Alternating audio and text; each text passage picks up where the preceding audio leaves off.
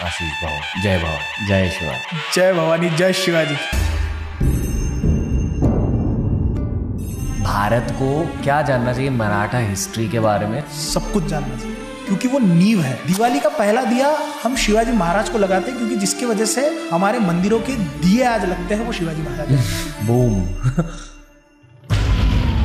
संभाजी महाराज की दहशत एक्चुअल में इतनी थी कि पुर्तगालियों ने लिख के रखा है, सोंडा का युद्ध चल रहा था तो संभाजी महाराज 600 लोगों के साथ में वहां पे आए। He was entering like a gangster, दोनों हाथों में तलवारें हैं। किसी की हिम्मत नहीं हो रही है कि मराठों के आर्मी के ऊपर एक भी गोली चलाए, क्योंकि उनको पता था कि अगर मराठों के राजा को हमने अभी मारा तो मराठा हमको इतना मारेंगे कि हम आज ही के आज ही हमें भारत छोड़ के जाना पड़ेगा। कभी कभी मैं सोचता हूँ कि भगवान ने औरंगजेब जैसा इंसान को क्यों बनाया? जरूरी भी है ना, यदि चुनौतियां नहीं होगी तो आप एकत्रित नहीं रहोगे। सेकेंडली, आपके दोस्त आपकी संगत बताती है, आपके दुश्मन आपकी औकात बताते हैं। Oh wow. मुगलों ने आके पूरे इंडिया को जीता, ये हमारी ही गलती है। एक हिंदू राजा दूसरे हिंदू राजा के खिलाफ खड़ा है, इसीलिए आप हारे हो। औरंगजेब की इच्छा ही ये थी पूरे भारत को कॉन्कर करे और पूरे भारत को वो हरा करके छोड़े।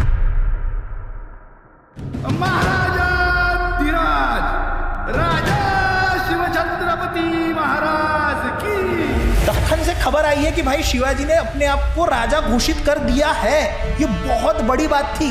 औरंगजेब कहता है कि हमारी तरह खाना खजाना गोला बारूद शिवाजी के पास तो नहीं है, फिर भी उसे फतेह हासिल होती है। जानते हो क्यों? शिवाजी ने मजबूत किले बनाए, लेकिन उससे भी ज्यादा न जीते जाने वाले मजबूत जमीर के लोग तैयार किए शिवाजी ने। हुकूमत करना है तो शिवा का चलन सीखो। हम खुश नसीब है कि हमें दुश्मन भी मिला तो शिवा जैसा।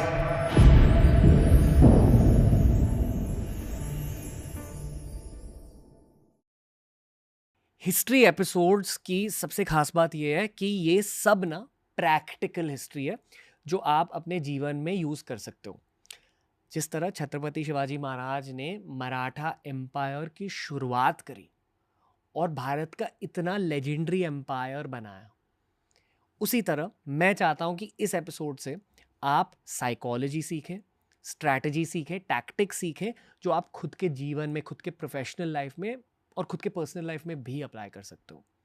अब तैयार हो जाइए एक लेजेंडरी कहानी के लिए, जहां आप लीडरशिप, करेज और विजन तीनों का ब्लूप्रिंट समझोगे और अपने लाइफ में अप्लाई कर पाओगे। Let's dive into this very powerful conversation with Ashish Bharatvanshi Bhai on TRS.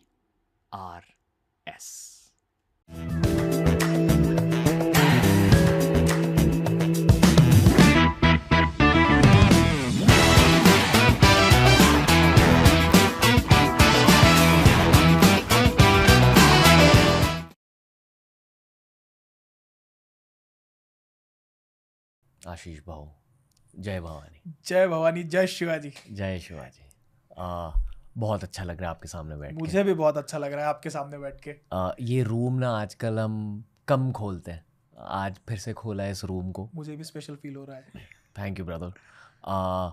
झट से पहले बताइए कि भारत को क्या जानना चाहिए मराठा हिस्ट्री के बारे में, जो अब तक नहीं जाना है भारत में। भारत को मराठा हिस्ट्री के बारे में सब कुछ जानना चाहिए। वाई? क्योंकि वो नींव है। क्योंकि जब अंग्रेजों ने शासन लिया, वो मुगलों से नहीं लिया। मुगल पपेट थे, चलाने वाले मराठास थे। तो हमारे लिए जरूरी है कि हम मराठाओं के बारे में सब कुछ जाने, एवरीथिंग स्टार्टिंग टू एंड। ये जानना बहुत जरूरी है। रीजन बीइंग कि एक ऐसा कोई साम्राज्य रहा होगा जिसने भाई जीरो से शुरुआत की है। 1630 1625 के पहले मराठा साम्राज्य इतने बड़े पैमाने पे भारत में कहीं पे भी नहीं है। आई एम नॉट सेइंग कि राजपूत नहीं थे, राजपूत थे। राजपूतों की अपनी वंश थी, वंश परंपरा थी, राजा बनते थे, जाते थे, आते थे। लेकिन छत्रपति शिवाजी महाराज ने जो नींव रखी, पहला ऐसा राजा कि इतने सारे इन्वेडर आपको घेर के बैठे हुए हैं और कोई नया राजा राज्य स्थापित कर रहा है, आपको न्यू टाइमलाइन दे रहा है। आपके पूरे डे टू डे लाइफ में जितने भी शब्द आप इस्तेमाल करते थे, लेटर्स आप इस्तेमाल करते थे, वो सारे के सारे पर्शियन भाषा में होते थे। इनोवेशन कि भाई निकालो इसको, 30,000 नए वर्ड्स डिक्शनरी फॉर्म करके देना, यह भी मराठा साम्राज्य में हुआ है। नेवल सिस्टम मराठा लेके आए फिर से।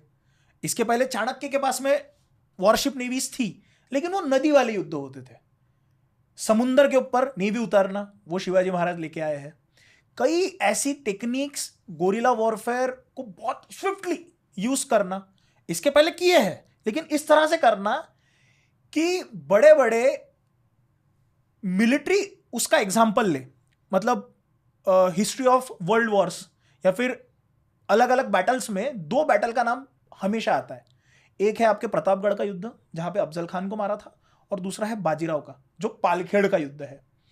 तो फील्ड मार्शल मॉन्टेमेरी बर्नार्ड करके हुए हैं, उन्होंने इसका उल्लेख किया, he was in world war 2, कि किस तरह से बाजीराव ने पालखेड़ में युद्ध जीता, वो क्या रणनीति रही होंगी, वो आज भी अमेरिका में या अब्रॉड में उनके मिलिट्री वाले लोगों को पढ़ाया जाता है। तो हम क्यों ना पढ़े सर? ओके आपने एक बहुत इंटरेस्टिंग चीज कही थी शो से पहले, हाँ, कि यार what's the point of history, कि हम 2026 में क्यों ही बात कर रहे हैं इन चीजों के बारे में। वो झट से 1-2 लाइन में बता दीजिए, क्योंकि I have to ask you related questions. मेरा ऐसा मानना है सर कि फिर मुझे क्या लेना देना कि यार 300 साल पहले कोई राजा हुआ था, 400 साल पहले कोई राजा हुआ था। हिस्ट्री का पॉइंट ऑफ व्यू ये होता है, जो गलतियां हुई है वो फिर से होने वाली है, बिकॉज हिस्ट्री रिपीट्स इटसेल्फ। हमारा काम है कि उन गलतियों को हम ना करें। यदि किसी व्यक्ति को आगे जाके कुछ भी करना है जिंदगी में बड़े पैमाने पे, राइट, किसी को बिजनेस में आना है, पॉलिटिक्स में जाना है, हर जगह का अपना पॉलिटिक्स होता है। आप यदि केस स्टडीज पढ़ के जाओगे, हिस्ट्री क्या है in the end, case studies है ना। आप अगर केस स्टडीज पढ़ के ही जा रहे हो, वो आप ही के लिए फायदे वाला है। अदरवाइज आप गलती करोगे फिर सीखोगे, गलती करोगे फिर सीखोगे, गलती करोगे वो फिर से सीखोगे नहीं। पढ़ो, जानो, समझो, बहुत चीजें आती है सर। मुझे कई सारे ऐसे मैसेजेस भी आते हैं कि सर मैं बहुत डिप्रेशन में था, हिस्ट्री मेरा फेवरेट सब्जेक्ट भी नहीं था, मैंने आपकी वीडियोस देखना शुरू किया या फिर हिस्ट्री पढ़ना शुरू किया, नाउ आई एम लाइक कि मैं दुनिया में सब कुछ जीत लूंगा। That is why history is very important. Okay, जितने भी फिल्में निकली है मराठा हिस्ट्री से रिलेटेड, एक्चुअल मराठास क्या सोचते हो उन फिल्मों के बारे में, थोड़ा सा ये बताइए। और क्या आपको होप है कि इंडियन फिल्म इंडस्ट्री शायद अच्छे मराठा फिल्म्स रिलीज करेगी कि नहीं? मराठा मैं ये समझता हूँ कि एक तो मूवीज से हिस्ट्री पढ़ना ही छोड़ दो आप लोग। मैं समझूंगा कि मूवीज से आप एक तो हिस्ट्री पढ़ो मत, जा रहे हो तो एंटरटेनमेंट के लिए देखो, वापस आओ। अदरवाइज फिर मुझे ये भी कभी कभी ऐसा लगता है कि यार चलो कुछ तो हो रहा है। I mean that's how I look at it, कि थोड़ी इंस्पिरेशन मिल जाती है। कुछ तो हो रहा है, कुछ भी नहीं हो रहा है, कुछ तो हो रहा है। लेकिन अभी तक बॉलीवुड ने ऐसी कोई मूवी मुझे दी नहीं है कि जिसे देख के मुझे लगा कि वाओ क्या मूवी थी। नहीं हुआ है, कुछ नहीं हुआ है। Out of the ones that have released, Tanaji जब देखी थी तब मेरी इतनी पढ़ाई नहीं थी। पढ़ाई होने के बाद आज जब तानाजी देखता हूँ तो ऐसा लगता है क्यों बनाई movie. Even talking about Chhaava, I will tell you one small incident. Sure. Chhaava movie में हाईलाइटेड सीन क्या था? छत्रपति संभाजी महाराज का डेथ सीन, लास्ट सीन, उसके ऊपर पूरा हाईलाइट था। आपने स्टार्टिंग में यसुबाई के साथ में उनका रिलेशन दिखाया, बीच में कुछ वॉर सीन्स दिखाए छोटे छोटे एंड डायरेक्ट आपने उनकी डेथ दिखा दी, है ना। संभाजी महाराज का एक इंसिडेंट बताता हूं सर मैं आपको, वो आप सोचो उसको पोर्ट्रे कैसे किया जाएगा। अगर मैं डायरेक्टर हूं या मैं अगर स्क्रिप्ट लिख रहा हूं, स्टोरी लिख रहा हूं, वो सीन दिखाना मेरे लिए जरूरी है। पुर्तगालियों के साथ में संभाजी महाराज का जिस समय पे झगड़ा शुरू हुआ तो फोंडा का किला आता है। फोंडा का किला आता है गोवा में, ईस्टर्न गोवा में, साउथ ईस्टर्न गोवा में। जैसे हम ओल्ड गोवा जाते हैं या फिर वास्को जाते हैं तो वास्को से ईस्टर्न सेक्शन में फोंडा का किला है। वो किला मराठों के पास में था। वो जो किला है उस किले से मराठों की बाउंड्री शुरू होती थी, नीचे में पूरा का पूरा जो एरिया था वो पूरा एरिया पुर्तगालियों का था। पुर्तगालियों के साथ में जब झगड़ा शुरू हुआ तो पुर्तगालियों ने कहा कि सबसे पहले हमें फोंडा लेना है। इन्होंने अटैक कर दिया फोंडा पे। संभाजी महाराज उस समय राजापुरी दंडा के पास में था। इन्हें अलीबाग के ऊपर वाला एक सेक्शन है, अलीबाग कोकण का जो किनार पट्टा लगता है, वहां पे वो थे। अब इनकी पूरी नजर चल रही है यहाँ पे। इन्हें लगा फोंडा तो हम ऐसे लेंगे। मराठों का सबसे बेस्ट पीरियड यह है कि 200-300 भी 1000-1000 10,000 20,000 रुपए भारी पड़ जाते थे ये लोग। क्यों? क्योंकि टेक्निक्स, गोरिल्ला वॉरफेयर की टेक्निक वैसी होती थी। दूसरी चीज, अगर हम किले के ऊपर में है तो किले के ऊपर चढ़ना यानी ट्रेकिंग करना है, युद्ध करते हुए ट्रेकिंग करना है। ट्रेकिंग वैसे ही डिफिकल्ट होती है, लेकिन आपको युद्ध करते करते ट्रैक करना है। मराठास उसमें चीजें इस तरह से बना के रखे, जैसे आपने बाहुबली की क्या एक सीन देखा होगा जिसमें वो डैम फोड़ता है। हर किले के ऊपर एक डैम बना होता था। यदि कोई सेना लेके बहुत ऊपर चल रहा है, जब डैम के दरवाजे खोल देते थे, पानी बह रहा है, नीचे जा रहे, पत्थर फेंक के मारना, डैम से ये करना, ऊपर से तोपे चलाना, so that is not easy. तो जब फोंडा का युद्ध चल रहा था तो संभाजी महाराज की नजर यहाँ पे बहुत पैनी नजर थी, युद्ध बहुत लंबे समय तक चला, लेकिन पुर्तगालियों ने वहां पे एक समय के बाद में उनके हाथ में वो चीजें आ रही थी, वो पता चल रहा था कि वो जीत रहे। ये बात जिस समय पे संभाजी महाराज को पता चली, संभाजी महाराज 600 लोगों के साथ में वहां पे आए हैं। ये बात जब पुर्तगालियों को पता चली, आप सोचो संभाजी महाराज की दहशत एक्चुअल में इतनी थी कि पुर्तगालियों के पत्रों में आपको ये मिलता है कि जब संभाजी महाराज आए, संभाजी महाराज बीच में थे, साइड में 300, साइड में 300, 600 लोगों को लेके पुर्तगालियों के बीच में संभाजी महाराज आ रहे हैं, और एक भी जन की हिम्मत नहीं हुई उनको गोली मारने की, क्योंकि उनको पता था कि अगर मराठों के राजा को हमने अभी मारा तो मराठा हमको इतना मारेंगे कि हम आज ही के आज ही हमें भारत छोड़ के जाना पड़ेगा। So Sambhaji Maharaj was entering like a gangster. आप सीन सोचो ना, जो सीन आपको साउथ की मूवीज में दिखता है कि भाई हीरो आ रहा है, वो सीन एक्चुअल में हुआ है। ये मैं कह रहा हूं नहीं, ये पुर्तगालियों ने लिख के रखा है कि was entering like a gangster. दोनों हाथों में तलवारें हैं, साइड में 300, साइड में 300, और 300 के साथ में वो खड़े जा रहे हैं। किसी की हिम्मत नहीं हो रही है कि मराठों के आर्मी के ऊपर एक भी गोली चलाए। ये सीन आप क्रिएट नहीं कर सकते थे। रामसेज के किला था, रामसेज का किला 7 साल तक मुगल जीत नहीं पाए थे। वो किला जीतने के लिए उन्होंने इतने अलग अलग पैतरे अपनाए, जैसे तोप का गोला नहीं जा रहा है, 3 फ्लोर का मचान बना रहे वो लोग, वहीं पे वो मचान के ऊपर तोप चढ़ा रहे, तोप वहां से मारने की कोशिश कर रहे, रात को मराठा नीचे उतर रहे, इनके तोप वो फोड़ फाड़ के पूरे ऊपर भाग जा रहे। ऐसी कितनी छोटी छोटी चीजें थी जो आप दिखा सकते हो। आपने छावा मूवी में क्या किया, छावा मूवी में इन लोगों ने संभाजी महाराज का रोर दिखाया, संभाजी महाराज का ऐसी चीज दिखाई कि भाई युद्ध करना युद्ध करना युद्ध करना है। बट संभाजी महाराज ने तो इतने सारे ग्रंथ भी लिखे थे। संभाजी महाराज ने कितने छोटी उम्र में, 14-15 साल की उम्र में संभाजी महाराज ने संस्कृत में ग्रंथ लिखा हुआ है, बुद्धभूषण। आपने उसके बारे में कहीं पे भी उल्लेख नहीं किया। आपको जब कुछ चीजें पोर्ट्रे करनी है ना, आप टाइम लेके बनाओ, जस्ट बनानी है इसलिए मत बनाओ। Do you think actually एक सीरीज बनानी चाहिए? Exactly. No, that's हाँ, the only और मुझे way राइटर to... रखना चाहिए।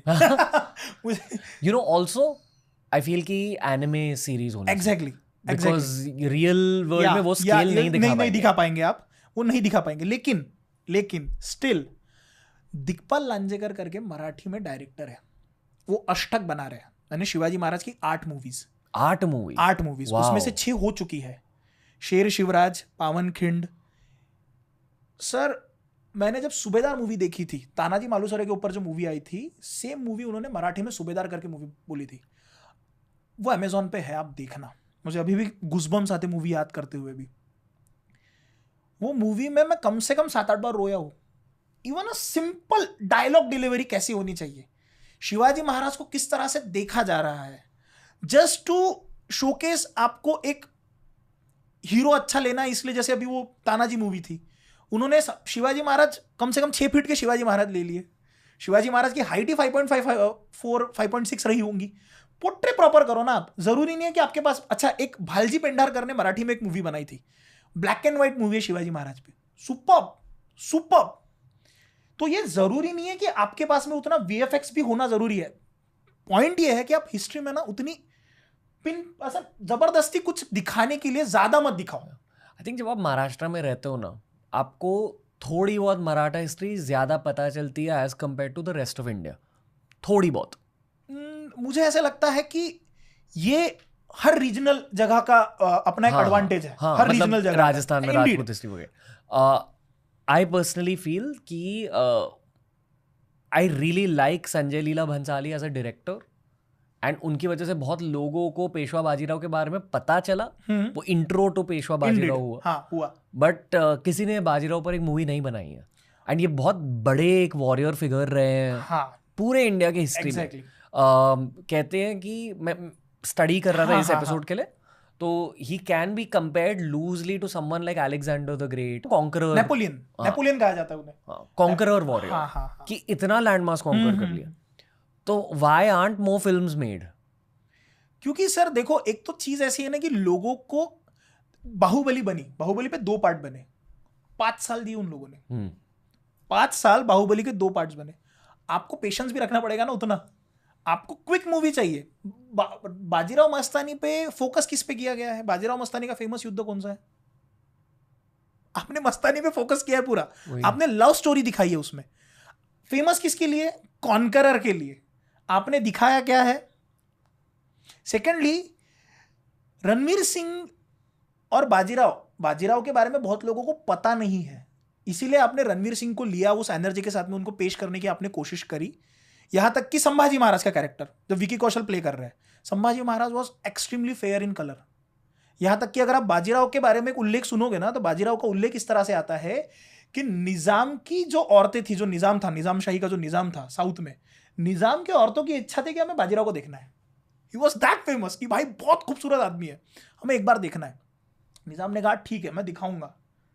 तो दरबार में निजाम बैठा है, बाजीराव आ रहे हैं, औरतों से कहा गया कि पर्दे के पीछे रहना।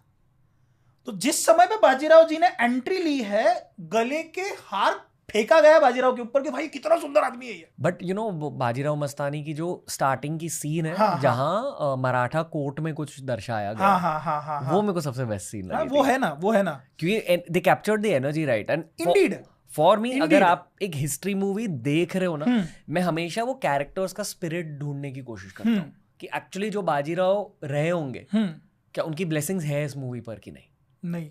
नहीं है। वाह, नहीं है। क्योंकि जिसने बाजीराव पढ़ा है, जिसने बाजीराव को समझा है, जिसने बाजीराव को जिया है, उसे वो मूवी पसंद नहीं आएगी। बाजीराव बहुत बहुत अलग केस है सर। और बाजीराव के ऊपर अगर आप मूवी बना रहे हो, बाजीराव की जैसे सपोज छत्रपति शिवाजी महाराज के ऊपर मूवी बन रही है, जीजाबाई का कैरेक्टर दिखाना बहुत इंपॉर्टेंट है, बिल्कुल इंपॉर्टेंट है। तानाजी मूवी में जीजाबाई का कैरेक्टर दिखाया है, उसी तरह से यदि बाजीराव के ऊपर मूवी बन रही है तो बालाजी विश्वनाथ का कैरेक्टर दिखाना भी बहुत जरूरी है। 20 मिनट के लिए दिखाओ, 30 मिनट के लिए दिखाओ, लेकिन दिखाओ। सेकंडली, बाजीराव की जो स्पिरिट है वो सिर्फ इतनी नहीं है कि हम बाजीराव है, हम बाजीराव नहीं, बहुत अलग अलग चीजें हैं। बाजीराव का अगर एक युद्ध आपको वर्ल्ड वॉर में पढ़ाया जा रहा है, वर्ल्ड वॉर के बड़े बड़े चीफ मार्शल्स उसके बारे में बात कर रहे हैं, तो आपने वॉर सीन में कोई वॉर सीन भी नहीं दिखाया उसमें ऐसा बहुत बेहतरीन वाला। आपके सीक्वेंस भी थोड़े बहुत हिले हुए हैं मूवी के अंदर में, इवन छावा मूवी में सीक्वेंसेस हिले हुए हैं, आगे पीछे आगे पीछे आगे पीछे। मेरा कहने का तात्पर्य यह है कि भाई एक मूवी बनाओ, समय लेके बनाओ, अच्छी बनाओ, बेहतरीन बनाओ, अदरवाइज किताबें पढ़ो। बच्चों से मैं कहूंगा किताबें पढ़ो। आई थिंक आई नो कि आपका आंसर क्या रहने वाला है, फिर भी पूछूंगा। बट क्या छावा पर संभाजी महाराज के ब्लेसिंग्स थे? देखो, मैं ये कहूंगा कि मैं मूवीज के ऊपर ना फिर रिव्यू भी नहीं देता बहुत बार। मैं इसलिए भी नहीं देता क्योंकि मुझे ऐसा लगता है कि यार संभाजी महाराज की हिस्ट्री वैसे ही किसी को नहीं पता है। It's a beginning, it's a beginning. किसी को पता ही नहीं है तो कुछ तो पता चल रहा है। तो अगर आप ये कहोगे कि था क्या, तो मैं कहूंगा हाँ, सोसाइटल बेस में था। बहुत क्रेज हुआ छावा का, लोगों तक गई वो हिस्ट्री, लोगों को पता चली वो हिस्ट्री। तो मैं चाहता हूं कि अभी समय है कि आपको अगर इंटरेस्ट आया है ना, अगर वो ट्रेंड में है ना, तो पढ़ो यार। जितने भी बॉलीवुड पॉडकास्ट हुए ना, उसमें से मैं बहुत ज्यादा इम्प्रेस हुआ था Vicky Kaushal as a host, क्योंकि बहुत प्योर इंसान है। अगर कोई इंसान इतना प्योर होता है ना, वो एक्टर भी बहुत जबरदस्त होते हैं। एंड अक्सर ऐसे एक्टर्स जब हिस्ट्री रोल्स प्ले कर रहे हैं, वो एकदम घुस जाते हैं कैरेक्टर। इंडीड। तो मे बी विकी कौशल से एनर्जी। अगर मुझे आप पूछोगे, मुझे विकी कौशल को अगर पोर्ट्रे करना है as a role of Maratha history, तो I will use him as a Kundaji Farjand, जिनकी एक सीज है, तो वहां पे वो 60 मावड़ों को लेके उन्होंने 25,000 को डिफीट किया है विथ ओनली 60। कैसा है सर हमारे लिए, जैसे आप एक लेमैन के नजरिए से अगर आप मूवी देख रहे हो, जिसको कुछ भी नहीं पता, उसे तो कुछ पता चलेगा, लेकिन जो व्यक्ति रोज 5 स्टार में खाना खा रहा है, रोज एसी में बैठ रहा है, आप उसको गर्मी में छोड़ दोगे, वैसी कंडीशन हो जाती है हमारी। इसी सवाल को ट्विस्ट करता हूँ थोड़ा सा। हम पूरी मराठा हिस्ट्री की एक टाइमलाइन पहले पेश करेंगे, हल्के से, जस्ट कैरेक्टर वाइज, ठीक है? मेरे मुताबिक ना पेशवा बाजीराव से ही स्टार्ट करना चाहिए ये वाला एपिसोड। ठीक है, पेशवा बाजीराव के थोड़े अर्ली में संभाजी महाराज के डेथ से शुरू करते हैं। ओके फाइन, संभाजी महाराज के डेथ से शुरू करते हैं। माहौल भी ड्रॉ आउट कर दो। ओके, कि संभाजी महाराज की जिस समय पर डेथ हुई, औरंगजेब महाराष्ट्र में आ चुका था, राइट? महाराष्ट्र में आने के बाद वो किले हस्तगत करने की कोशिश कर रहा था, लेकिन उनकी एज क्या थी? किसकी? औरंगजेब वाज, जब मरा वो 85 का था, तो 85 में से 27 माइनस कर लो आप, एक 60s में था वो, मतलब 27 इयर्स वो रहा है ना, मतलब 27 ईयर वो रहा है। मतलब अगर 1680 में आता है, 1681 में, तो 1707 तक रहा है वो। पता है, मैंने सिख एम्पायर के पॉडकास्ट करे, राजपूत एम्पायर के पॉडकास्ट करे, मराठास के इतने पॉडकास्ट करे, शायद universally most hated man is Aurangzeb. नहीं तो वो है ही, उसी के वजह से उसका पूरा साम्राज्य खत्म हुआ है. He is the chief reason. Aurangzeb ही रीजन रहा है कि जो नीतियां उसने इस्तेमाल करी है ना, उसी के वजह से वो साम्राज्य घुसा है. Why did Mughals decline actually? तो द बेसिक रीजन वो मुगलाइन का ना बहुत ऊपर जा रहे थे मुगल जिस समय पे अकबर था. अकबर को ये बात बहुत अच्छे समझ चुकी थी कि अकबर ने जिस समय पे जोहर करवाया, मतलब उदयपुर पे जब उसने आक्रमण करवाया, तो उसे बात समझ चुकी थी कि मुझे यहाँ के लोकल लोगों के साथ में झगड़ा करना नहीं है. औरंगजेब वो नहीं था. औरंगजेब धर्मांध था. धर्मांध यानी कि he was blind for the religion. मतलब म्यूजिक बैन करवा देना अपने यहाँ पे, लिक्विर बैन करवा देना, या फिर कुछ ऐसी चीजें करना कि यार ये काफिर है, मुझे नहीं चलेगा. मंदिरों पे आक्रमण करना, मंदिरों को तुड़वाना, ये बहुत रैम्पंट हुआ है औरंगजेब के समय पे. सेकेंडली, औरंगजेब सबके साथ में संधान बना के चीजें नहीं करता था. गद्दी पे आने के लिए दारा शिकोह का मर्डर करवाना, अपने बाप का मर्डर करवाना, या फिर अपने बाप को कैद करके रखना, ये सारी चीजें ना औरंगजेब ने इतने स्विफ्ट वे में करी है और बहुत डिक्टेटर वाले हिसाब से उसने चीजें करवाई है. अकबर इसके पूरे अपोजिट है. अकबर के समय पे जब वो उनका ऊपर जा रहे हैं ना ये लोग, तो लिटरली अकबर के डेथ के बाद में अकबर के बेटों से कस्में खिलवानी पड़ी थी कि जो तुम्हारे पिताजी ने किया वो तुम नहीं कर पाओगे. You need to be very strict with the काफिर्स. बट किसने करवाया है? वहां पे जो मौलवी थे, यहां तक कि अकबर के नाम के तो फतवे निकल चुके थे कि Akbar is anti Muslim, Akbar काफिरों के साथ में रहता है, ये जो कर रहा है सही नहीं कर रहा है. औरंगजेब ने फिर से जजिया टैक्स लगाना शुरू कर दिया. तो औरंगजेब के समय पे सबकी जो मुंडिया है बहुत जकड़ चुकी थी. तो जैसे ही औरंगजेब की डेथ हुई, मुगलों के पास में इतने कोई स्ट्रॉन्ग लीडर्स बचे नहीं थे. Reason being, first reason is Aurangzeb के डेथ के बाद जब उसका बच्चा गद्दी पे आया, Bahadur Shah first, he was 65 years old. Wow. Okay, मतलब 64-year-old prince. 65 years old prince, yes. चारों भाइयों ने झगड़े किए, मुअज्जम, आजम, और जो अकबर दिखाया एक छावा मूवी में, वो औरंगजेब का बेटा जो आता है वो भाग चुका था, वो ईरान इराक के पास चले गया. लेकिन तीनों भाइयों में युद्ध हुआ. उसके बाद में 65 इयर्स ओल्ड प्रिंस वहां पे बैठा. वो बैठने के बाद उसे ये बात पता थी कि शिया सुन्नी का फैक्शन भी बहुत बढ़ चुका था. मुगल दरबार में शिया सुन्नी का फैक्शन भी इतने बड़े पैमाने पे बढ़ चुका था क्योंकि इसे पता था कि ये शियाओं को ज्यादा भाव नहीं देता था. वो मुसलमान भी नहीं समझता था उन्हें. यहां तक कि आदिल शाही पे जिस समय पे उसने आक्रमण करवाया, आदिल शाही जिस समय पे औरंगजेब ने जीती, आली आदिल शाह को उसने शिया से सुन्नी में कन्वर्ट करवाया. सो औरंगजेब की नीतियां ही ऐसी थी कि उसी के नीति की वजह से वो मारा गया. क्योंकि अगर औरंगजेब की नीतियां फिर से शुरू रहती पूरे ऑल ओवर इंडिया में, तो छोटी छोटी लोकल एम्पायर्स जो थे वो बगावत करने को तो बैठे हुए ही थे. राजपूत वहां से अपना स्वतंत्र मांग रहे थे. अब एक बात देखो, जसवंत सिंह या फिर जोधपुर के जो लोग हैं, सारे जोधपुर का जो साम्राज्य था वो बहुत लॉयल रहा है. मतलब मुगलों के लिए वो लड़े हैं. The moment Jaswant Singh died, next statement आता है, कुफ्र का दरवाजा टूटा. यानी कि जो काफिर मेरे सामने खड़े हैं वो दरवाजा मैंने तोड़ दिया है, अब जाके आप जोधपुर पे अटैक कर दो. उन्होंने डायरेक्टली जोधपुर कॉन्कर करने की कोशिश करी. तो वहां के जो राठौड़ थे सारे के सारे, उन्होंने बगावत कर दी. बोले हम आपके साथ में नहीं रहेंगे. औरंगजेब जिस समय गद्दी पे बैठा तो छत्रसाल बुंदेला, मस्तानी जिनकी बेटी है, बुंदेलखंड का जो साम्राज्य है, बुंदेलखंड के साम्राज्य को औरंगजेब ने ये प्रॉमिस किया था कि you fight with me for the throne. The moment I will win, I will let you keep your own साम्राज्य. मैं आपका साम्राज्य आपको रखने दूंगा. प्रॉब्लम ये हुआ कि वो जीता, 1 साल के बाद उसने बुंदेलखंड पे आक्रमण करवा दिया. तो औरंगजेब जो था उसकी इच्छा ही ये थी कि भाई वो पूरे भारत को कॉन्कर करे और पूरे भारत को वो हरा करके छोड़ दे. क्यों? Because he was religiously blind ना sir.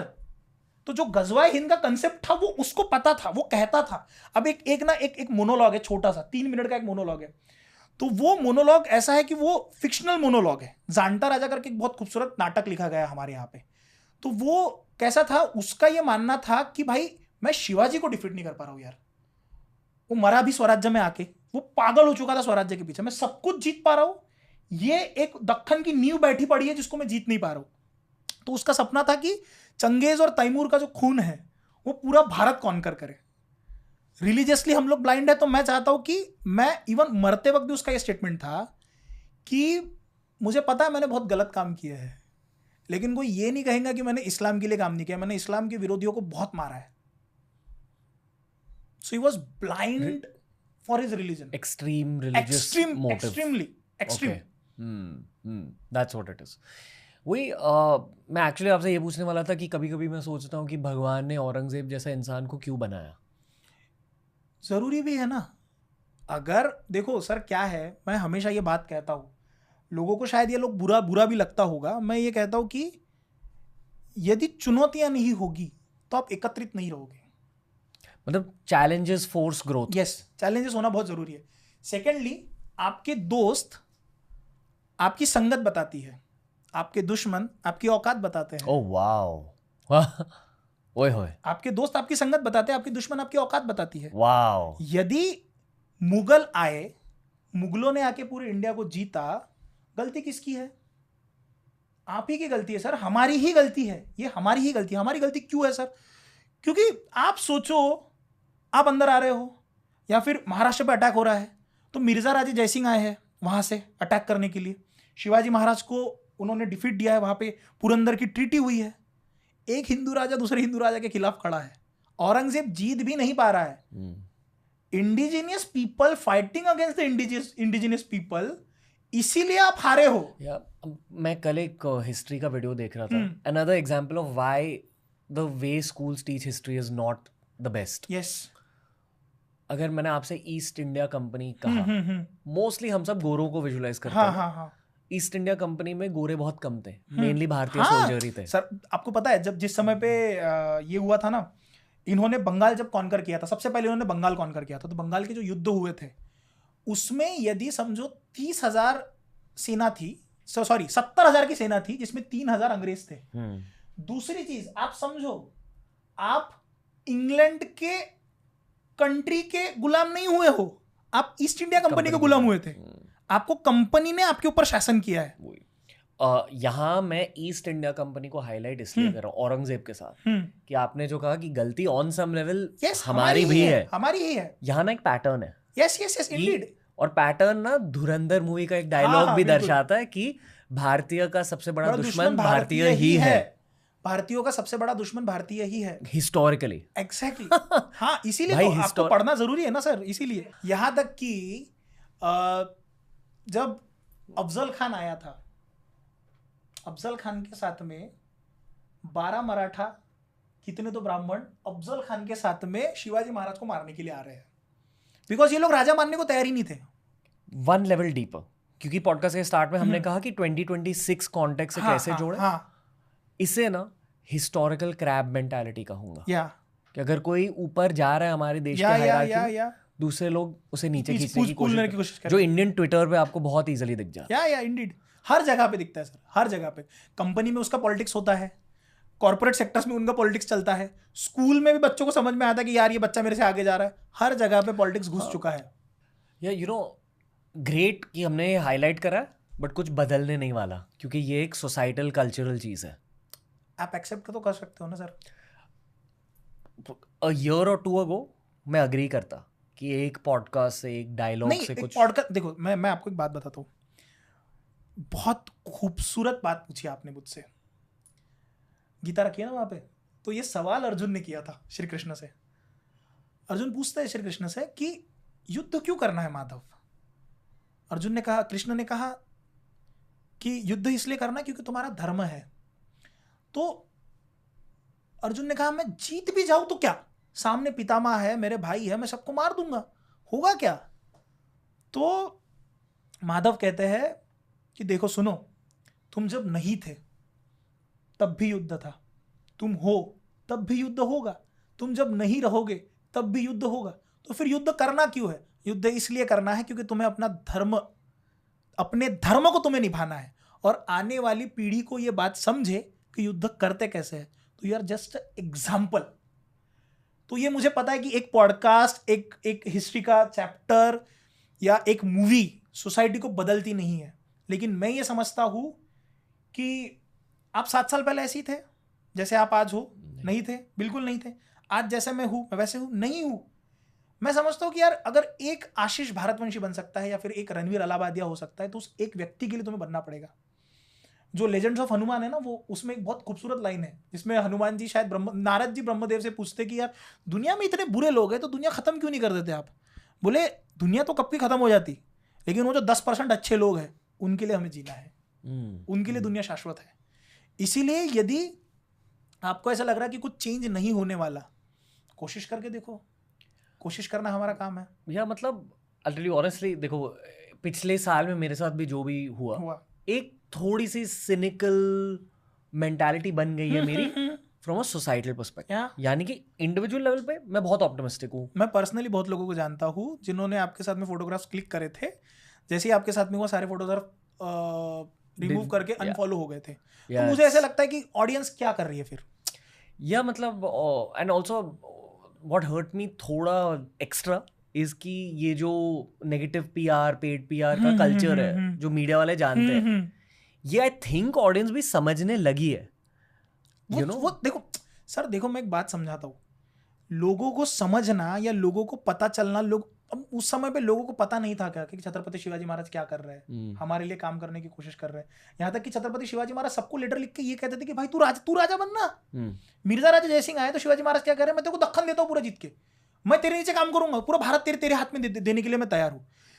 Issue with the public is कि उनको पता है कि शायद उस जगह पे जाके बैठ भी जाए, या तो वो वहां पे बैठ नहीं पाएंगे, या बैठने के बाद वो नहीं बन पाएंगे जो ये व्यक्ति कर रहा है। उन्हें हर चीज एंटरटेनमेंट के हिसाब से चाहिए। ना टॉकिंग अबाउट अर्जुन कपूर, कितने ट्रोल होते हैं वो, जबरदस्ती, मतलब कोई लेना देना ही नहीं है। आपको एक्टिंग नहीं पसंद आ रही है, आप उस पर बात करो ना यार उनके, आप पर्सनल लेवल पे जाके उनको टारगेट करते हो, पर्सनल लेवल पे जाके हिट करते हो। लोगों के लिए हर दूसरी चीज एंटरटेनमेंट हो चुकी है, क्योंकि लोग उस लेवल पे जा नहीं सकते। आपको लगता है कि यही चीज कि किसी और की पीड़ा से एंटरटेनमेंट लेना, यही वो कल्चरल प्रॉब्लम है जो हम हाईलाइट कर रहे थे? Crab mentality, pulling other people down. हाँ, क्योंकि मैं अपनी लाइन अगर बड़ी नहीं कर सकता तो भाई तेरी तो कम कर दूंगा ना। हाँ, ये तो कंपेरिजन, तो जैसे मैं अपने घर में जाके बता रहा हूँ कि यार पता है मेरी ये दोस्त को ना 10 में से 2 मार्क मिले, 3 मार्क, 10 में से 10 किसको मिले ये बताना तू। नहीं, क्योंकि मैं बुरा हूँ, मैं अच्छा नहीं हो सकता तो सभी बुरे हैं, या मैं बड़ा नहीं बन सकता, तुझे पता है वो ऐसा ही है, उसको नीचे खींचने की कोशिश। या ओके, बैक टू औरंगजेब। क्योंकि उसकी बातें करते करते ये टैंजेंट्स निकले, बट ये जरूरी है। जैसे जो सबसे बेस्ट फिल्म्स होती है ना, उसमें हमेशा एक बहुत स्ट्रॉन्ग विलन होता है। हाँ, because it creates a sense of conflict, और ये एक रिफ्लेक्शन ऑफ लाइफ भी है। तो कुछ लोग बुरा मानते हैं कि औरंगजेब को क्यों हम इतना हाईलाइट कर रहे हैं, बट मैं अपने बच्चों को ये हमेशा सिखाता हूँ कि तुम यदि विलन को सीख नहीं पाए, पढ़ नहीं पाए, तुम्हें पता कैसे चलेगा क्या प्रॉब्लम के ऊपर सॉल्यूशन क्या देना है। औरंगजेब एज अ विलन के पॉजिटिव ट्रेट्स क्या थे एज अ कॉन्करर? हाँ, बहुत सही सवाल, बहुत जबरदस्त सवाल। लाइक कांचा चीना स्ट्रॉन्ग थे? ना, बहुत सही सवाल है। एम के ऊपर फोकस है ना आपका, मर जाओ उसके लिए, लड़ो। वो आदमी जब महाराष्ट्र में आ रहा है, उसकी उम्र 80s में जा चुका है वो, ठीक है, 1707 तक बैठा हुआ है वो। उसका एक सबसे जबरदस्त एग्जांपल देता हूं, शाह आलम। शाह आलम उसका बेटा, अपना बेटा लेके उसके पास में आया, औरंगजेब को कहता है कि इसका नामकरण करो आप। वो 80s में है, वो चल नहीं पा रहा है, घुटना टूट चुका है उसका, बोले इसका नामकरण करो आप। औरंगजेब का क्या जवाब होगा? औरंगजेब कहता है इसका नामकरण तू कर, इसका जो बेटा होगा ना उसका मैं करने वाला हूं, क्योंकि मैं तो बहुत जीने वाला हूं। वो रोज अपने ऐसे शामियाने से निकलता था, ऐसे तलवार बाहर लाता था, तलवार को ऐसे पोंछता था और दिखाता था लोगों को कि भाई मैं तो बहुत जिंदा रहने वाला हूं। जब उसे ये पता चला कि मराठा हमें किले जीतने नहीं दे रहे हैं, वो किला कॉन्कर करने के लिए खुद निकला है 80 की उम्र में, कि मैं जाके किले अब जीतूंगा। उसका विल पावर नेक्स्ट लेवल पे है, नेक्स्ट लेवल पे। उसका घुटना टूट चुका था, मतलब एक जगह पे he was doing his morning ritual, तो सडनली आवाज आई कि मराठे आए, मराठे आए, तो ही वॉज एक्चुअली डेफिकेटिंग। वो करते करते उठा और गिर गया खट्टा से, घुटना टूटा उसका। अब सामने वाले को ये भी नहीं पता चलना चाहिए कि राजा लंगड़ा हो चुका है, इसीलिए जिस जगह पे वो बैठता था उसने सामने पूरे पर्दे लगा के रखे थे, पीछे से वो एंट्री लेता था, जाके पहले बैठता था, फिर पर्दे खुलवाता था। सो ही वॉज वेरी मच कि भाई मुझे जो करना है वो मैं करके रहूंगा। और यदि औरंगजेब के जैसे कोई दूसरा उसको बेटा मिल जाता तो औरंगजेब का पूरा प्लान सक्सेसफुल रहता आगे तक। क्या था आगे का प्लान? उसका प्लान यही था कि उसको पूरा भारत कॉन्कर करना था। सी, इन लोगों का वो ना अपने सामने आलमगीर लगाता था, आलमगीर यानी कि जगत जित्ता, मतलब टाइटल आलमगीर औरंगजेब, आलमगीर औरंगजेब जगत जेता। उसका प्लान था उसे पूरा भारत कॉन्कर करना है, हो सके तो पूरा वर्ल्ड कॉन्कर करे, इस्लामिक इसमें उसको कन्वर्ट करवाना था सबको। पूरा भारत ज्योग्राफिकली उस जमाने में मतलब अप टिल तमिलनाडु, तमिलनाडु से कश्मीर, कश्मीर के ऊपर पूरा पाकिस्तान आपका, पाकिस्तान के बाद में बर्मा की भी बॉर्डर लगती थी आपको, वो पूरा सेक्शन, और नेपाल वाला सेक्शन भी। नेपाल तो चलो ठीक है वो हमारा हिस्सा था, उसमें कॉन्फ्लिक्ट्स है हमारे, लेकिन जो अखंड भारत का पिक्चराइजेशन करते हो, पूरा अफगानिस्तान, पूरा सिंध, वो पूरा भारत। और एक दूसरी चीज ऐसे कि जिसके हाथ में भारत है वो दुनिया का सबसे अमीर राजा है, क्योंकि इकोनॉमी में नंबर 1 पे थे हम लोग उस समय पे। औरंगजेब का ना एक छोटा सा मोनोलॉग है, जब भी मैं आपको बता रहा था, हाँ। उसकी ना भावनाएं समझ में आती है, वो अपने शहजादों से क्या एक्सपेक्ट करता था। अगर आपकी परमिशन होगी तो मोनोलॉग मैं आपको 3 मिनट में आपको बिल्कुल ये कर सकता हूँ। तो क्या हुआ है कि शिवाजी महाराज का राज्याभिषेक हुआ है, सीन है, मैं अपने स्टोरी टेलिंग में बताता हूँ ये, कि समझो ऐसा सीन है, उसके सारे शहजादे खड़े हुए हैं, जितने लोगों को औरंगजेब ने डिफीट किया है वो सारे खड़े हुए हैं वहां। औरंगजेब सॉरी शिवाजी महाराज ने जिन मंत्री संतरी बड़े लोगों को डिफीट किया वो सारे उसके दरबार में खड़े हुए हैं। दक्खन से खबर आई है कि भाई शिवाजी ने अपने आप को राजा घोषित कर दिया है। ये बहुत बड़ी बात थी कि 450-700 साल की गुलामी में कोई खुद का इंडिपेंडेंट किंगडम खड़ा कर रहा है। औरंगजेब परेशान हैरान कि मैं क्या करूं, शिवा का ये काफर हाथ में क्यों नहीं आता। तो सारे उसके शहजादे खड़े हैं, सारे जिन लोगों को उसने डिफीट किया वो सारे खड़े हैं, उसके मामा, जोधपुर के राजा, सब खड़े हैं।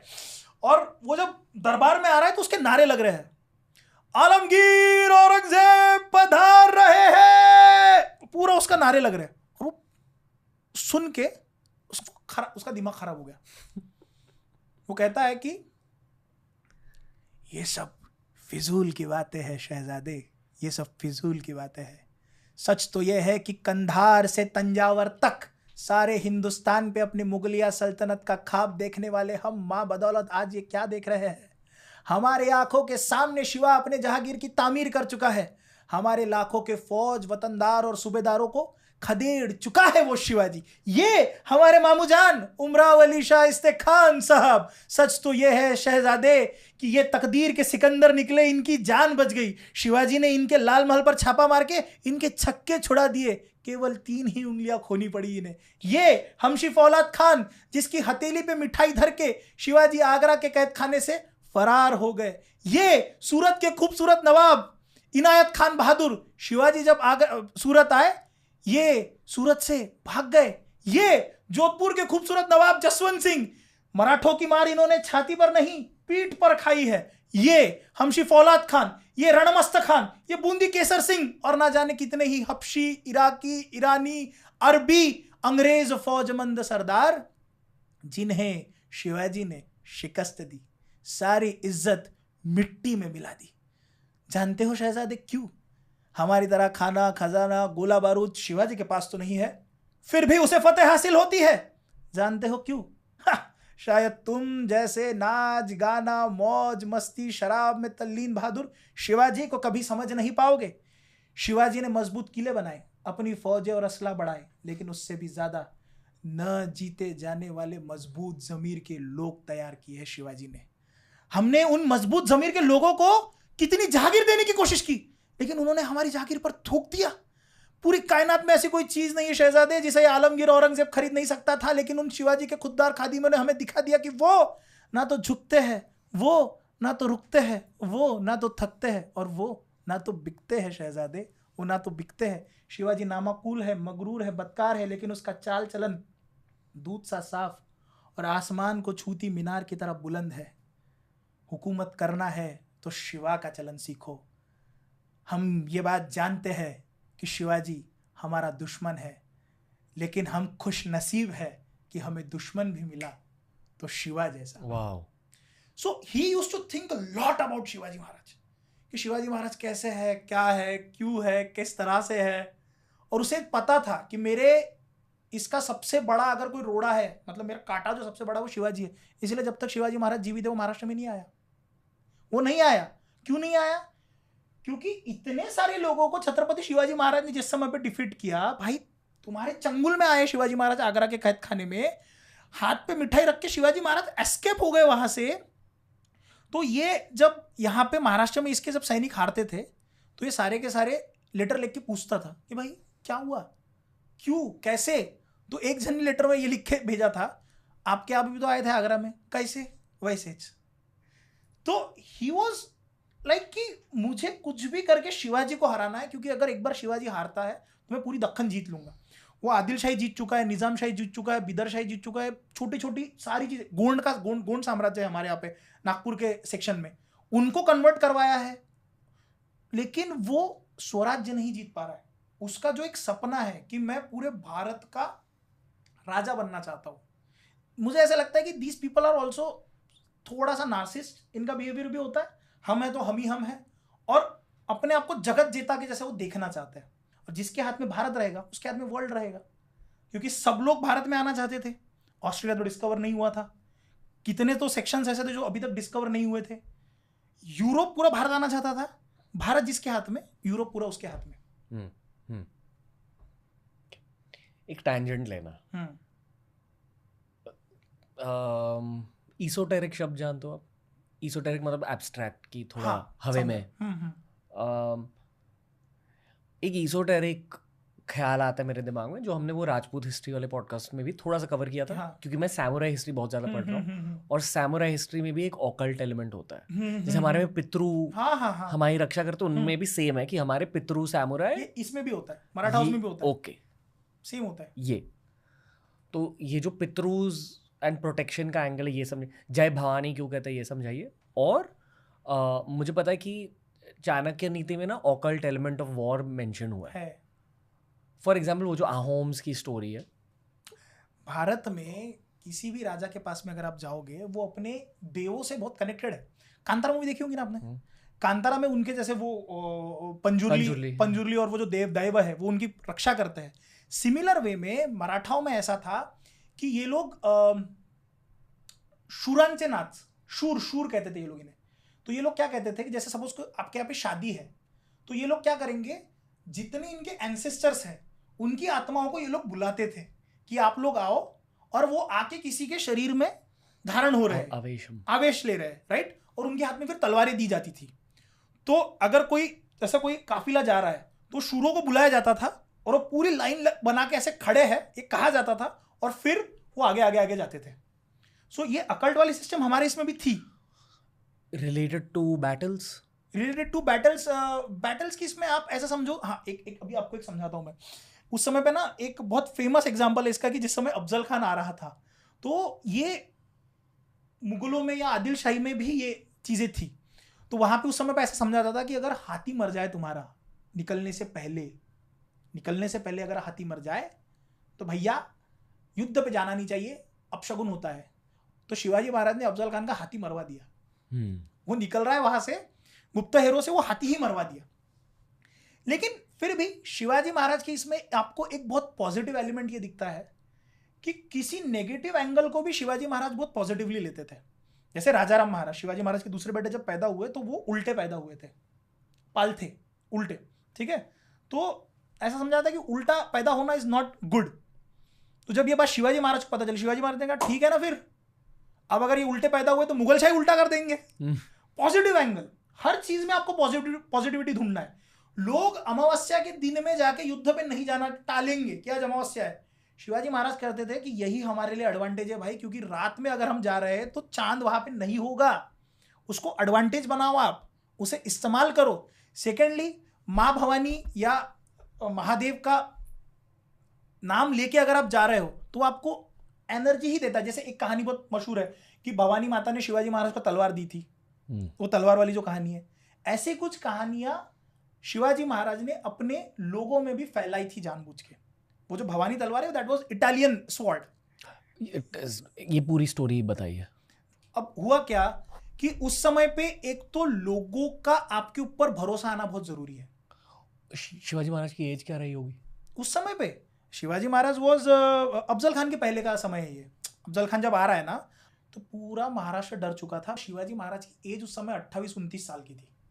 अफजल खान वो है जिसने शिवाजी महाराज के पिताजी को भी कैद किया था एक समय पे। शिवाजी महाराज के बड़े भाई थे संभाजी राजे, जिनके ऊपर से उनके बेटे का नाम पड़ा। उन्हें छल करके मरवा दिया था अफजल खान ने। तो अफजल खान का जो दरारा था पूरे भारतवर्ष में था।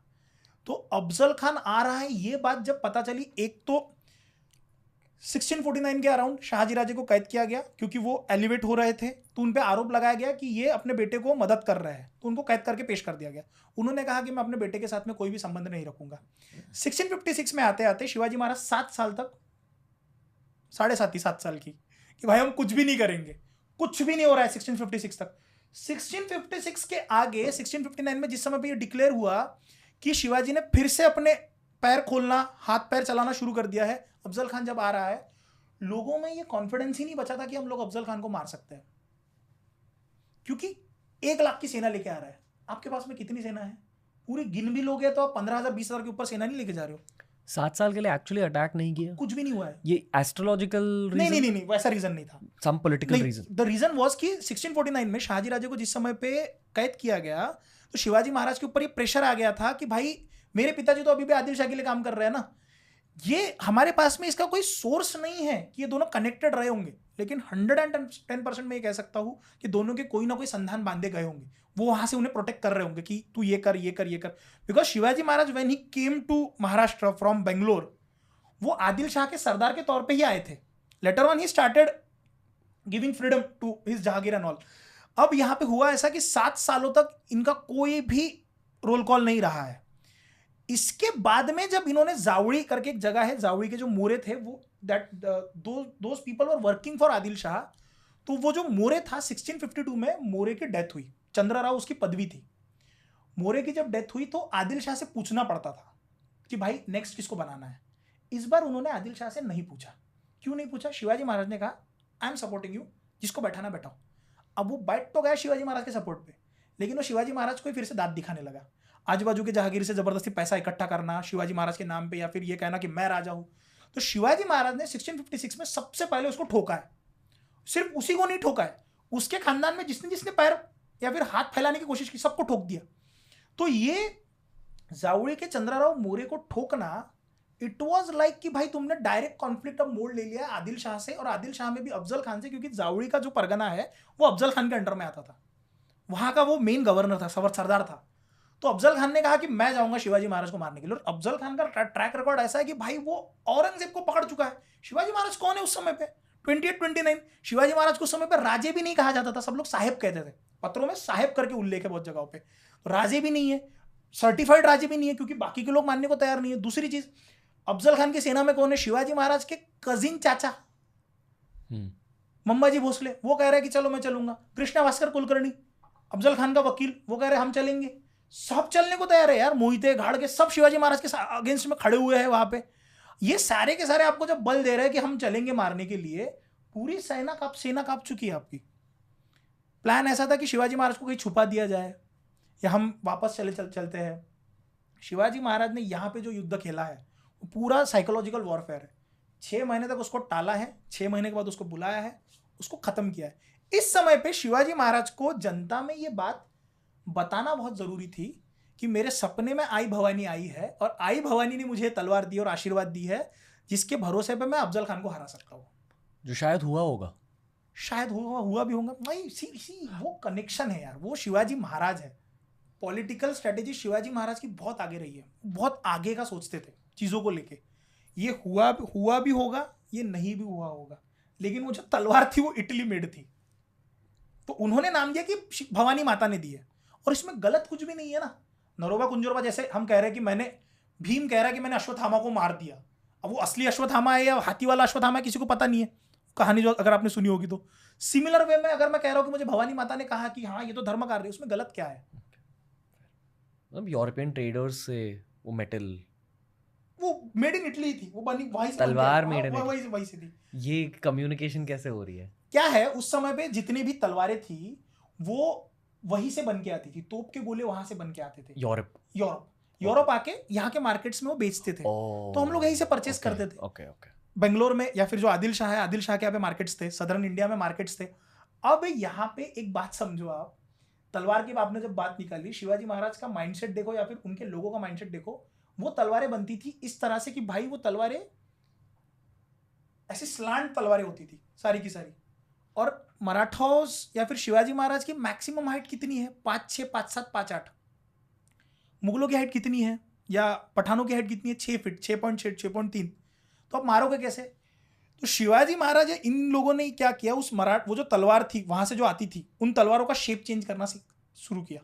जो तलवारें स्लांट होती थी उन तलवारों को सीधा किया. तो मैं जब यहां से पकड़ूंगा तो ये कर्व होकर यहां पे नहीं जाएंगी, वो सीधा आपके गर्दन पे आएंगी. उसी तलवार को आज पूरे वर्ल्ड में मराठा तलवार करके जाना जाता है. स्ट्रेट स्वॉर्ड, मराठा तलवार.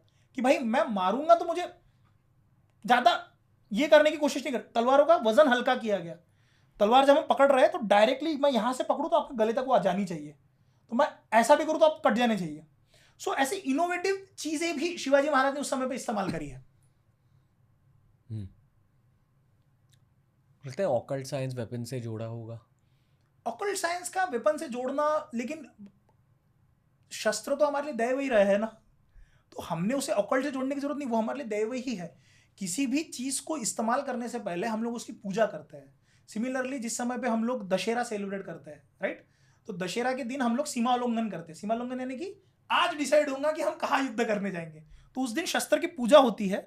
शस्त्र में कहा जाता है, हम लोग भगवान से कहते हैं कि मेरे शस्त्र में आके तू बैठ. जिस तरह से हनुमान जी रथ पे बैठे थे, किसके?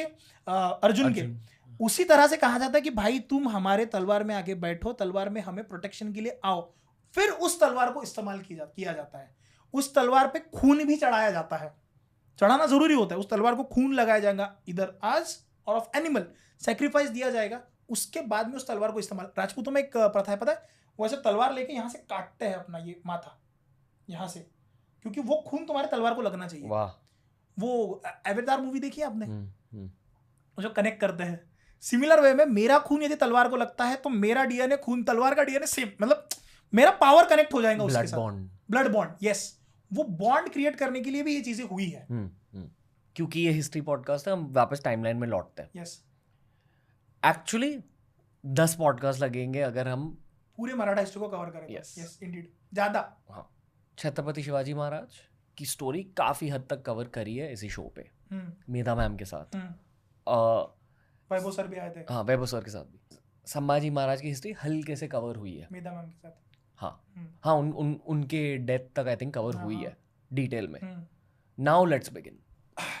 संभाजी महाराज के डेथ के बाद में अब कोई राजा बचा नहीं था. राजा महाराज की एज बहुत कम है. ही इज जस्ट 19 और 17. और संभाजी महाराज के जो बेटे हैं जिनका नाम शिवाजी रखा गया, लेकिन बाद में उनका नाम शाहू पड़ा.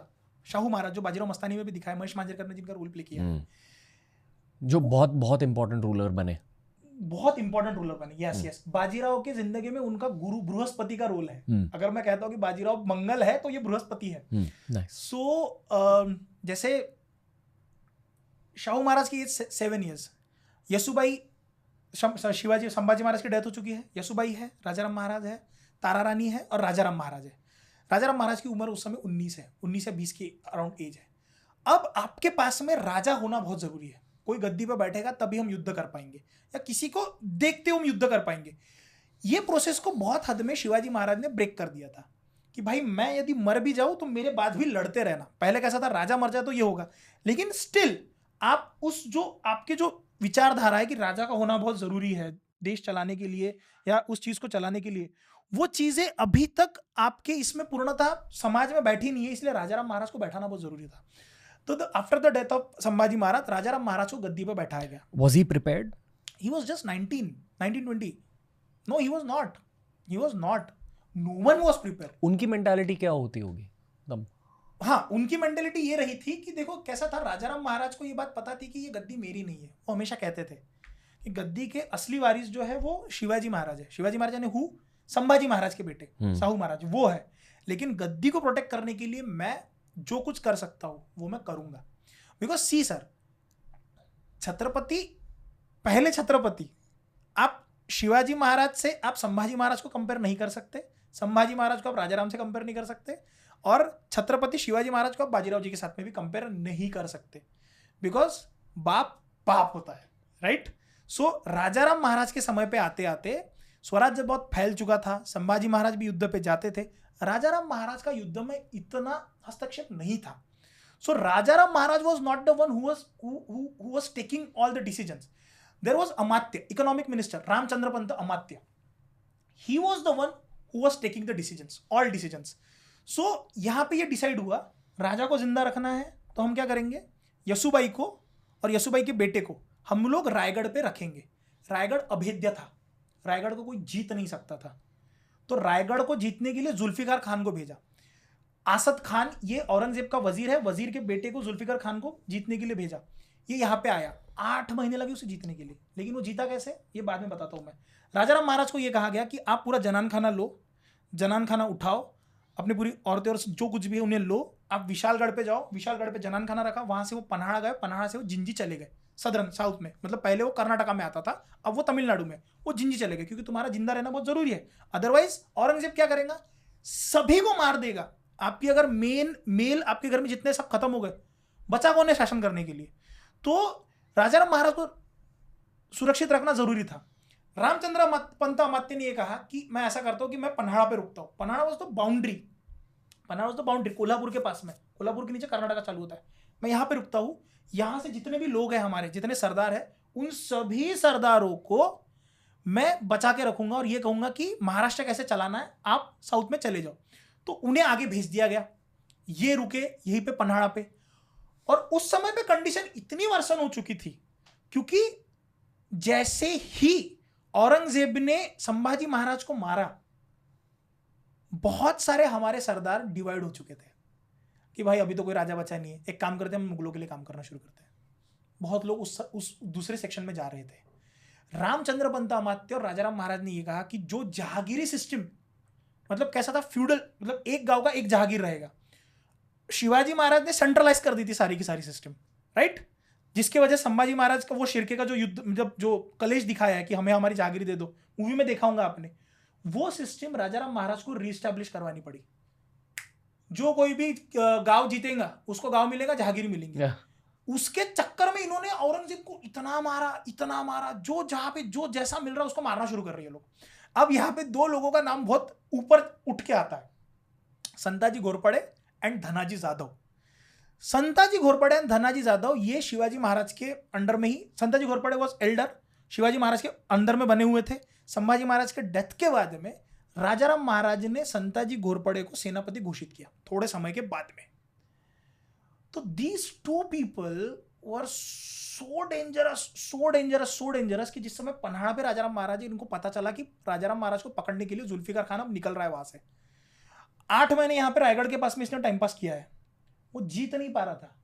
हमारा एक व्यक्ति था जिसका नाम था सूर्याजी पिसाड़, उसको मुगलों ने लेटर लिखा और ये कहा कि सब तो खत्म हो गया है, देखो हम पैसे देते हैं, सब देते हैं, तू खोल. उसने जाके रायगढ़ के दरवाजे खोले थे, इसीलिए हम लोग रायगढ़ हारे. अदरवाइज रायगढ़ वॉज अनडिफिटेड, मतलब उसको कोई अनकॉन्कर्ड, उसको कॉन्कर ही नहीं कर पाता था. तो अब यहां पे ऐसा हुआ कि Santaji Ghorpade and Dhanaji Jadhav, 2 dangerous man, इतने डेंजरस कि इनके नाम से मुगल कांपते थे लिटरली थर-थर.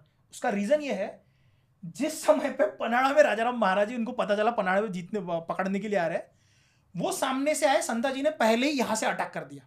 अटैक किया तो किया, मुगलों को रिटेलिएट, मतलब पीछे जाना पड़ा. अब संताजी ने पूछा कि भाई अभी क्या करना है.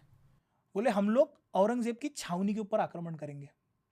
और औरंगजेब के छावनी के ऊपर जो गुंबद होता है ना, ऐसा सोने का कलश रहता था ऐसा, वो कलश उठा के लेके आ गए. ये लोग कलश उठा के लेके आए और हर तीसरे दिन, चौथे दिन, 5वें दिन, 10-15 दिन में औरंगजेब के सेना के ऊपर छोटे छोटे छापे मार रहे, क्योंकि आपके पास में यूनिफाइड फोर्स नहीं है. कभी यहां से, कभी वहां से, कभी यहां से, कभी वहां से, कभी यहां से, कभी वहां से. ये ज्योग्राफिकली कहाँ हो रहा है? ये महाराष्ट्र में हो रहा है. कहाँ? ऑल ओवर महाराष्ट्र में चल रहा है. ओके. क्योंकि आपने डिक्लेयर कर दिया ना कि जो कोई भी जैसी भी जागीर जीतेगा उसे वो जागीर दी जाएगी. तो मराठों ने क्या किया, जागीर के इसमें भाई इतना मारा, जो औरंगजेब 15 साल तक एक किला नहीं जीत पाया है. परेशान हो चुका है, हैरान हो चुका है कि भाई मुझे तो लगा संभाजी महाराज को मार दूंगा, खत्म हो जाएगा. राजाराम महाराज खड़े हो गए. Even after the death of Rajaram Maharaj की वाइफ तारा रानी खड़ी हो गई. अब उन्हें लगा कि यार मैं तारा रानी से हारूं मैं. एक समय ऐसा आया था, ये किस्सा किसी ने बताया नहीं है, मराठों ने औरंगजेब को कैप्चर किया था. इन्होंने क्या किया कि औरंगजेब जब अपनी आखिरी युद्ध लड़ा, आखिरी किला जो पिराजी नाइक के साथ में उसका एक युद्ध है, देवगढ़ करके एक जगह नीचे, वहां से वो जीत के वो अहमदनगर के पास जा रहा था। तो गलती से यहाँ से मराठे आ रहे थे, मराठों की सेना नहीं देखा, अबे बोले औरंगजेब जा रहा है, इन्होंने आक्रमण चढ़ा दिया। औरंगजेब के बाजू में जो तंबू था, वो तंबू में औरंगजेब के जो व्यक्ति थे उसको पकड़ा, उनका जो वहां पे उस समय पे उस एरिया का जो सेनापति, उसको पकड़ा, उसको अंधा किया, बोले पैसे निकाल, उससे रैंसम लिया, उसको छोड़ दिया। फिर बोले ये तंबू में औरंगजेब है, बोले वैसे भी वो बूढ़ा हो चुका है, वैसे भी बूढ़ा हो चुका है, उसको मार के करेंगे क्या, एक काम करेंगे, जहां जहां इसकी छावनी दिखेंगी वहां पे पैसों का सप्लाई आएगा, इसको लूटेंगे। मुर्गी की तरह उसको जिंदा रखा था मराठों ने। वो चाहते तो दूसरे दिन मारते उसको। सो मराठास बिकम सो स्ट्रांग। मतलब क्या हुआ ना, वो बाउंस बैक हो गया औरंगजेब के ऊपर। एक तो आपने संभाजी महाराज को मारा और बहुत बुरी तरह से मारा, हाल हाल करके, मतलब आपके नाखून तोड़े जा रहे, घुटने तोड़े जा रहे, पूरे नमक लगाया जा रहा बॉडी पे। ये मराठों के दिमाग में बहुत गंदा घुमा था, जो बहुत लॉयल थे, हम तो मार के रहेंगे औरंगजेब को और यही कब्र खोदेंगे। और जिस समय औरंगजेब हाथ में भी आया तो उसे जिंदा रखा कि देख हम तेरे को कैसे लूटेंगे, पहली बार लूटेंगे, दूसरी बार लूटेंगे, तीसरी बार भी लूटेंगे। और मराठे क्या करते थे, मराठों को पता था कि औरंगजेब भले किला जीत जाएगा लेकिन वो किले को अपने पास में टिका के नहीं रख सकता। क्यों? क्योंकि सह्याद्री के लोकल लोग हम है ना, हमें पता है सह्याद्री चढ़ते कैसे है। जैसे कोई हिमालयज में जाता है तो वहां पे जो शेरपास जो होते हैं वो कितने स्पीड में चढ़ जाते हैं बिना ऑक्सीजन मास्क के, क्योंकि वो वहां के वो एक्वेंट हो चुके। हम लोग, हमें पता है हमें क्या करना है। मराठास क्या करते थे, 6 महीने तक किला लड़ा देते, 6 महीने तक किला लड़ा देते, खुद ही दे देते थे, जी ले जा भाई, ले जा भाई, तू ही ले जा। कब देना है? जून में देना है। क्यों देना है? जुलाई में बारिश शुरू होगी। और बरसातों में कोकण में सिर्फ 3 ही लोग घूम सकते हैं सर, वादळ, बादल, बारिश और मराठे। चौथे की औकात नहीं थी। बोले इसको दे दो वापस। जुलाई आया, चढ़ाई करो, वापस ले लो किला। 2 महीने में किला वापस। इससे होगा क्या, औरंगजेब क्या करेगा, औरंगजेब पूरे पैसे लगाएगा उसमें, उसके पैसे खत्म करो, उसके रिसोर्सेस खत्म करो, किला दे दो, 2 महीने तो वापस ले लो। Economic warfare. यस।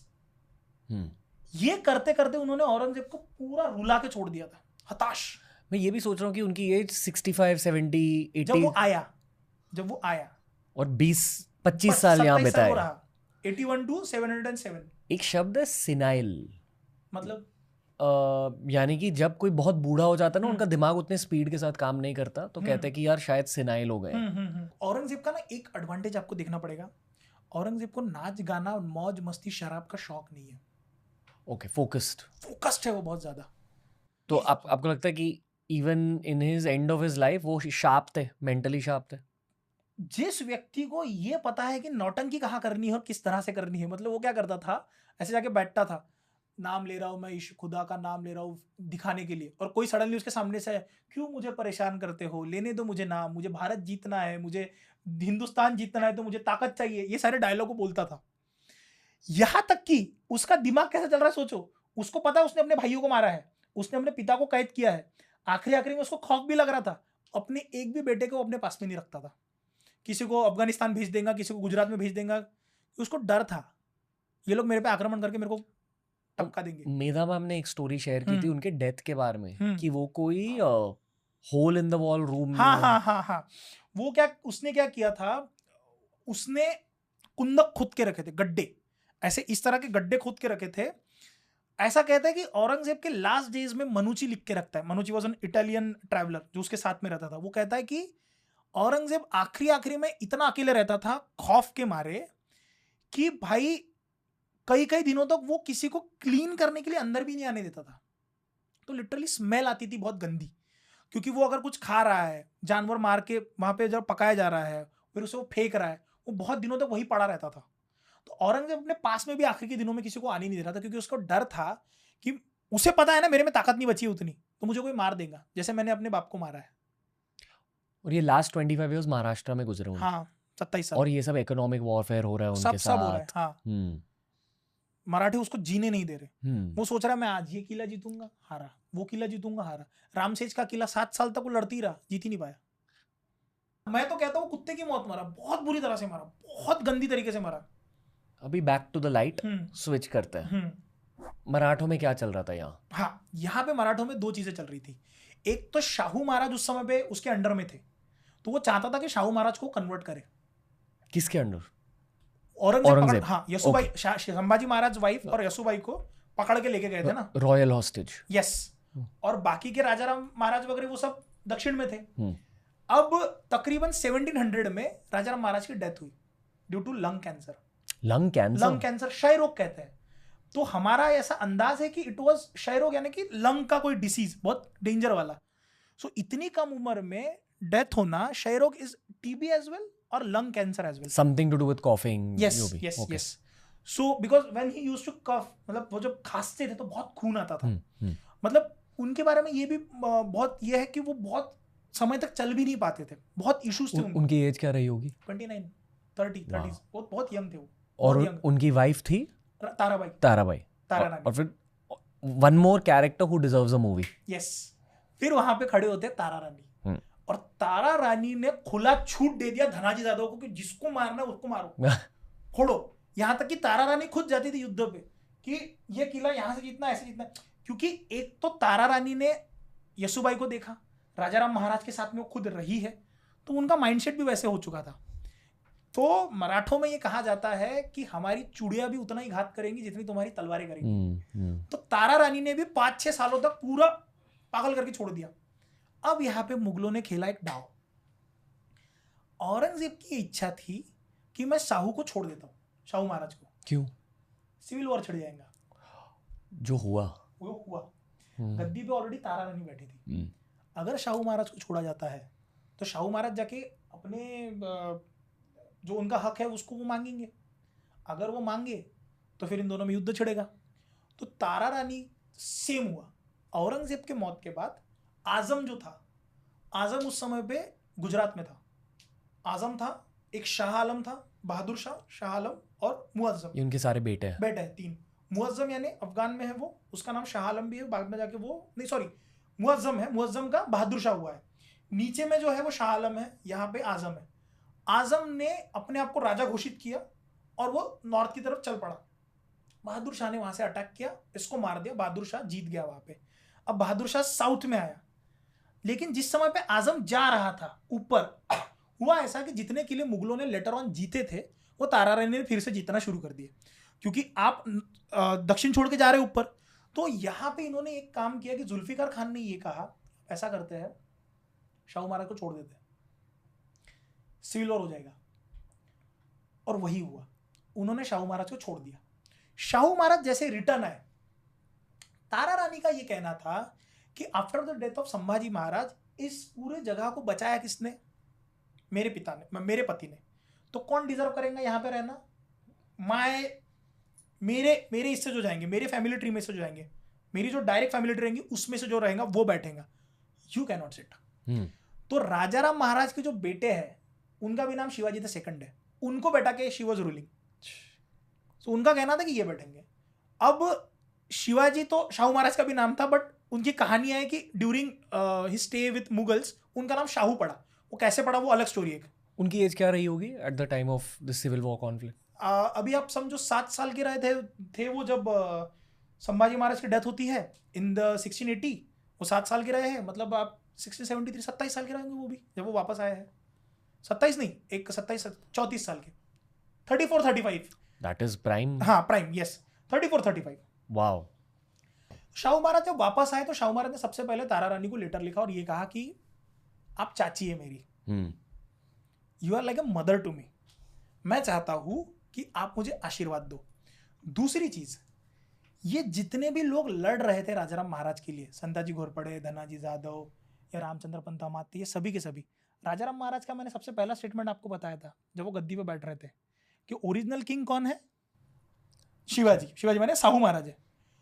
तो एक्चुअली में साहू महाराज ही बैठने चाहिए, सभी की इच्छा थी, लेकिन बैठ पाए नहीं। सिविल वॉर हुआ। सिविल वॉर में उन्होंने ये तक कह दिया कि ये ओरिजिनल शाहू महाराज नहीं है, नकली शाहू है, क्योंकि औरंगजेब ने लिटरली नकली शाहू महाराज छोड़े थे मराठाओं के पास में ये देखने के लिए कि क्या होता है। लेकिन बहुत लोगों ने शाहू महाराज को बचपन से देखा हुआ था, इसीलिए पता था कि ओरिजिनल शाहू महाराज नहीं है। अब शाहू महाराज जिस समय वापस आए तो शाहू महाराज ने लेटर लिखा। लेटर लिखने के बाद में उन्होंने कहा कि मैं ये एक्सेप्ट नहीं कर सकती कि तुम आओगे, रहूंगी तो मैं, तुम्हें रहना है तो मेरे अंडर में रहना पड़ेगा। लेकिन समय उस समय पितृसत्तक समय है, मर्द गद्दी पे बैठना, यस गद्दी पे बैठना बहुत जरूरी है ना। और जितने ये मंत्री संतरी या फिर जितने लड़वैये हैं, ये किसके लिए लड़ रहे हैं? ये सारे के सारे शिवाजी मतलब साहू महाराज को रिलीज करवाने के लिए लड़ रहे हैं। तो वो जब वापस आए तो बहुत सारे लोग साहू महाराज को जाके ज्वाइंट हो गए। फिर इनका एक छोटा सा वॉर भी हुआ है इन दोनों में, और एक बाउंड्री डिसाइड हुई है। कोल्हापुर जो रहेगा वहां पे तारा रानी रहेगी, सातारा जो रहेगा वो शाहू महाराज के अंडर में रहेगा। रायगढ़ हमने जब खो दिया था तो राजाराम महाराज जिस समय महाराष्ट्र वापस आए थे, उन्होंने सातारा में अपनी कैपिटल एस्टैब्लिश की थी। अब सातारा में कैपिटल एस्टैब्लिश करने के बाद शाहू महाराज के लिए जरूरी था कि वो सातारा को अपने अंडर में रखे, अदरवाइज उनको कोई राजा नहीं समझेगा। क्योंकि तारा रानी यहाँ से ये खबरें भी उड़ा रही थी कि भैया ये नकली शाहू महाराज है, ये ओरिजिनल नहीं है, तो वहां पे जाना जरूरी था। तो उन्होंने जब सातारा जीता, तो सातारा के नीचे में एक बाउंड्री जाती है, वहां से कोल्हापुर का एरिया तुम्हारा, ये हमारा। एक ह्यूमन लेवल पर actually it's mother fighting for love for the son, right? कह सकते हैं। कैसा है ये ना, ये बहुत मतलब दुख होता है इन सब चीजों को देखते हुए, क्योंकि दोनों की नीयत सही थी, क्लीन साफ इंटेंट था, बट ह्यूमन लिमिटेशंस। मैं एक और बताता हूँ इसमें क्या हुआ। जिस समय पे शाहू महाराज आए तो शाहू महाराज से ये कागजों पे लिखवाया गया कि you will work as a मांडलिक of Mughal only, you are not going to get independence, you will work as a Mughal व्यक्ति ओनली, राइट? तारा रानी ने सबसे पहले ये कहा कि वो तो मुगलों के मांडलिक बन के आ रहे हैं, हम कैसे उनको मान ले। ओके। बट जब बहादुर शाह नीचे आया दक्षिण में अटैक करने के लिए, और उसने नीचे दक्षिण में जो शाह आलम को हराया वहां पे, उसको हराने के बाद में वो जब वापस जा रहा था, मुगलों ने फिर से एक दाव फेंका। जितना एरिया मराठों का था वहां से चौथ वसूल करने का राइट चाहिए था मराठों को। तो शाहू महाराज ने अपना वकील भेजा इसके पास में। अब तारा रानी ने क्या कहा है कि भाई ये मुगलों का मांडलिक है, इसे हम एक्सेप्ट नहीं करेंगे। एग्री? इस बात पे तो हम लोग एग्री कर सकते हैं कि नहीं, तारा रानी का खुद का स्वाभिमान है और वो खुद का जहांगीर असली रखने चाहती है। शाहू महाराज ने वकील भेजा, तारा रानी ने भी वकील भेज दिया अपना कि हाँ हम भी मुगलों से साइन करवाना चाहते हैं। तारा रानी की गलती ये थी कि वो स्वराज्य से पहले अपने बेटे के प्यार को रख रही थी। That is wrong. स्वराज्य बड़ा है ना सर। यहां तक कि शाहू महाराज ने यह भी कहा था कि आप महारानी करके रहिए, मतलब एक पदवी होती है रानी, और महारानी की जो ग्रैंड क्वीन होती है वो रहिए। आप आदेश दीजिए जैसे जिजाबाई देती थी, हमें वैसे चाहिए आप, उसके लिए भी रेडी नहीं थी। सिविल वॉर कितने टाइम तक चली? लंबा चला है। लंबा चला। हाउ लॉन्ग चला है ना? 30 साल चला है आगे, और क्या 30-35 साल तक सिविल वॉर चला। मतलब ऐसा डायरेक्ट कॉन्फ्लिक्ट वाला वॉर नहीं है वो, जस्ट लेकिन बीच में और वो जो वॉर है, उस वॉर का जो डिसिसिव फैक्टर रहा है वहीं से बाजीराव पैदा हुए हैं। कि जो बाजीराव ने आखिरी युद्ध फेंका पालखेड़ का, उसके बाद तो सिविल वॉर खत्म हो गया है। ओके। सो यहाँ पे ऐसा हुआ कि मैं बाजीराव स्टार्ट करने से पहले आपको एक बताऊंगा कि बाजीराव के जो पिताजी है, तो औरंगजेब के लिए पुरंदरे घर के घराना काम किया करता था। पुरंदरे घराना जो था वो औरंगजेब के लिए काम किया करता था। और बालाजी विश्वनाथ जो थे वो पुरंदरे के बहुत अच्छे दोस्त थे। तो बालाजी विश्वनाथ ने शाहू महाराज को देख रखा था, क्योंकि बीच बीच में जाते थे मिलने के लिए, और शाहू महाराज भी बालाजी विश्वनाथ को बहुत अच्छे से जानते थे। तो अब जिस समय पे ये वापस आए, तो वापस आने के बाद में 1707 में इन्होंने गद्दी ली अपने हाथ में, और धीरे धीरे अपना अष्टप्रधान मंडल बनाना चालू किया। मतलब जो 8 चीफ जो लोग रहते थे उनके बनाना शुरू किया। इसमें फिर जो व्यक्ति का राइज होता है वो है बालाजी विश्वनाथ। बालाजी विश्वनाथ का सबसे बड़ा काम यह है कि जितने भी मंत्री अब तारा रानी के लिए काम कर रहे हैं, उन सारे मंत्रियों को सल्टा के ट्विस्ट करवा के शाहू महाराज के पास में लेके आए। क्योंकि तारा रानी का विजन था कि स्वराज्य पे मैं काम करूंगी, शाहू महाराज का विजन था कि मुझे शिवाजी महाराज का जो सपना है कि मुझे अटक से कटक तक पूरा स्वराज्यमय भारत करना है, वो विजन शाहू महाराज के पास में है। ये सारे मंत्रियों को पटा के देना था। तो बालाजी विश्वनाथ को लेके आया गया। अजीब सा सवाल है, पूछो ना। ये जब 30 साल लंबी जो सिविल वॉर चल रही थी, आपको क्या लगता है कि छत्रपति शिवाजी महाराज क्या सोचते होंगे? मुझे एक बात बताओ, think what is Shivaji Maharaj for you? Like living deity, है ना? He is more to me than a god. Why more than a god मैं कह रहा हूं? क्यों? माँ पहले या ईश्वर पहले? माँ पहले, हमेशा माँ ही पहले होगी, है ना? क्योंकि हमने 9 महीने ईश्वर को भी माँ से देखा, हमने ईश्वर को जाना माँ से जाना। तो हमारे महाराष्ट्र में कहावत है, मतलब वो कहावत तो नहीं है लेकिन ये लाइन मैंने कही थी, बहुत फेमस हुई थी वो। मैं कहता हूँ कि दिवाली का पहला दिया हम शिवाजी महाराज को लगाते हैं, क्योंकि जिसकी वजह से हमारे मंदिरों के दिए आज लगते हैं वो शिवाजी महाराज है।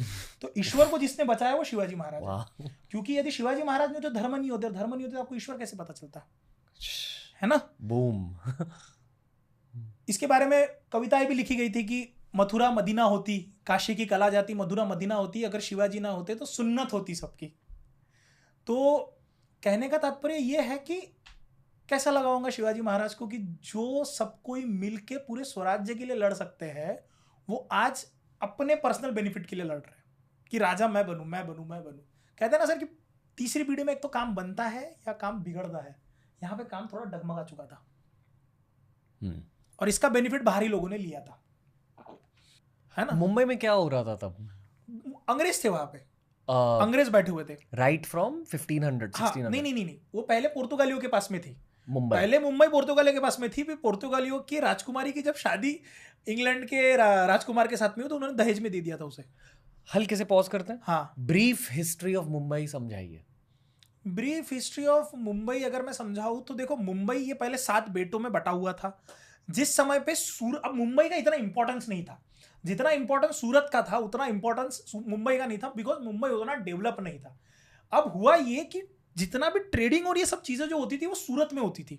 शिवाजी महाराज ने जिस समय पे सूरत पे छापा मारा, छापा क्यों मारा? क्योंकि शाइस्ते खान आया, 3 साल रहा, नासधूस की, हमें पैसा चाहिए।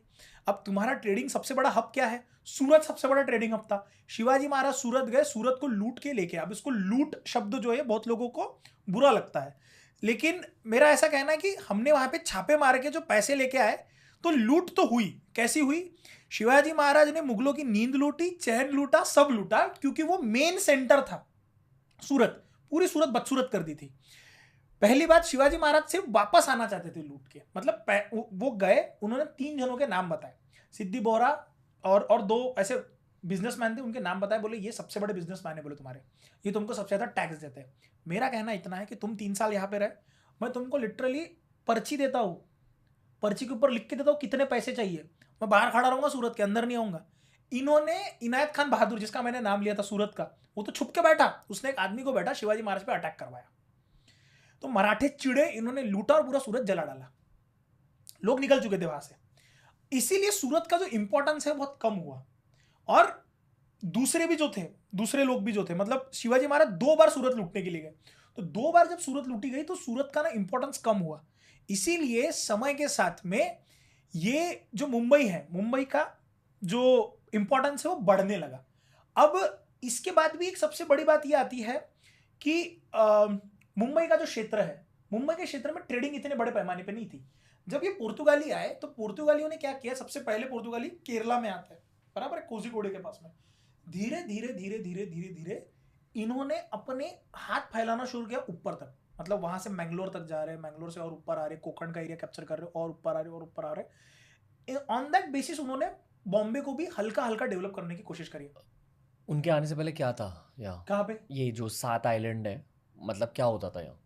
मुंबई का जो एरिया था, जैसे आपका कुलाबा का यहाँ पे एक किला था, कुलाबा का किला था, कुलाबा के किले के बाद में छोटे छोटे, ये मतलब सिमिलर जैसा हमारा कोकण का एरिया है, सेम कोकण का एरिया है। Trading was not rampant in Mumbai earlier.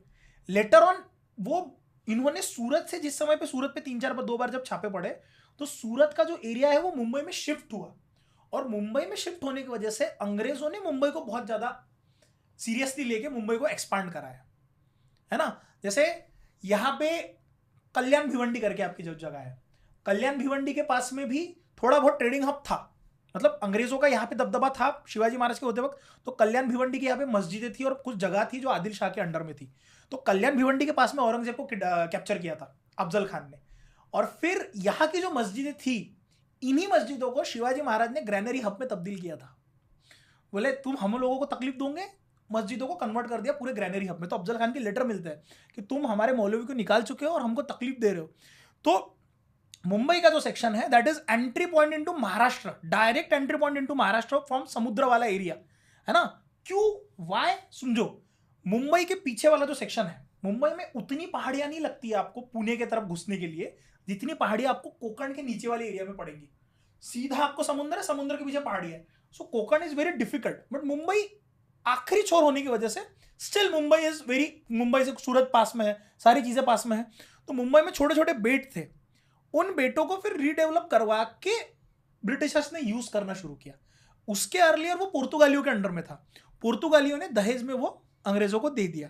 फिर जब वो अंग्रेजों के हाथ में आया तो अंग्रेजों ने अपने स्टेशंस बना के रखे थे कि सूरत में जाएगा और ये वाला सूरत में वहां से जाओगे, वहां से फिर रोडवे से ट्रांसपोर्ट करना बड़ी चीज है ना, डायरेक्टली मुंबई में उतार सकते हैं।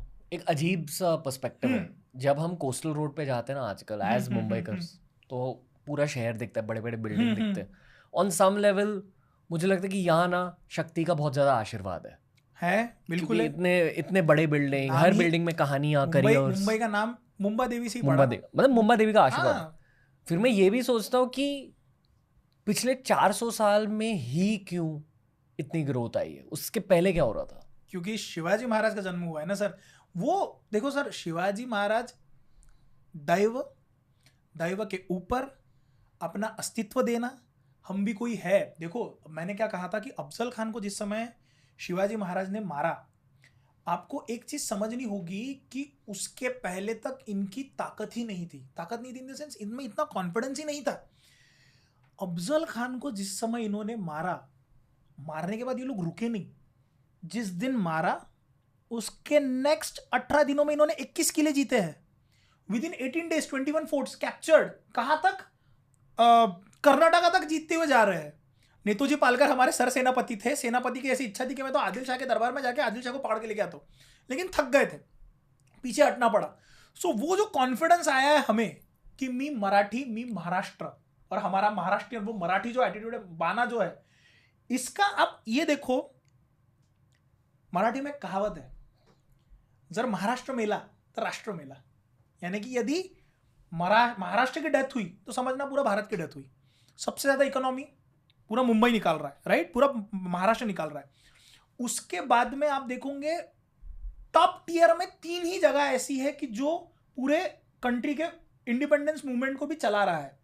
बंगाल, लाहौर, पंजाब, महाराष्ट्र। तो लाल बाल पाल जब हम कहते हैं कि लोकमान्य बाल गंगाधर तिलक है ना, लाहौर से, और लाला लाजपत राय, और यहाँ से अपने बंगाल से, तीनों जगह। दूसरी चीज, हमें संत भी बहुत मिले सर। संत परंपरा जो है वो महाराष्ट्र में बहुत ज़्यादा अमाउंट में डेवलप हुई है। समझो, तुकाराम महाराज, उसके बाद में रामदास स्वामी, उसके बाद में नामदेव महाराज, अलग अलग तरह के वैरायटी ऑफ संत है आपके पास में। तो हमारे पास में धार करी और वार करी, यानी कि जो धार, तलवार की धार पे जो चलाते थे वो धार करी, और वार करी यानी कि कौन? वार करी यानी कि वो जो वारकरी संप्रदाय, तुकाराम महाराज के जो वारकरी संप्रदाय वाले, वो। तो हमारे पास में knowledge as well as power दोनों एकत्रित आई। भाई एक मतलब हम एक इंटेंशन सेटिंग करते हैं वेरी ह्यूमन लेवल पे। तो मैंने नोटिस किया कि जब ऐसे वाले हिस्ट्री पॉडकास्ट होते हैं ना, तो थोड़े हायर एनर्जी आकर पॉडकास्ट के, तो आई फील कि I hope Chhatrapati Shivaji Maharaj is here, बैठे हो, ठीक है, and through his blessing like things flow. I think it will happen. वो एक इंटेंशन है। दूसरी इंटेंशन ये है कि वो I have found it useful as a child and you have found it useful. So there will be children watching this and you know may be people in early 20s specially, उनको mainly career motivation, life motivation, mentality सीखने को, mindset.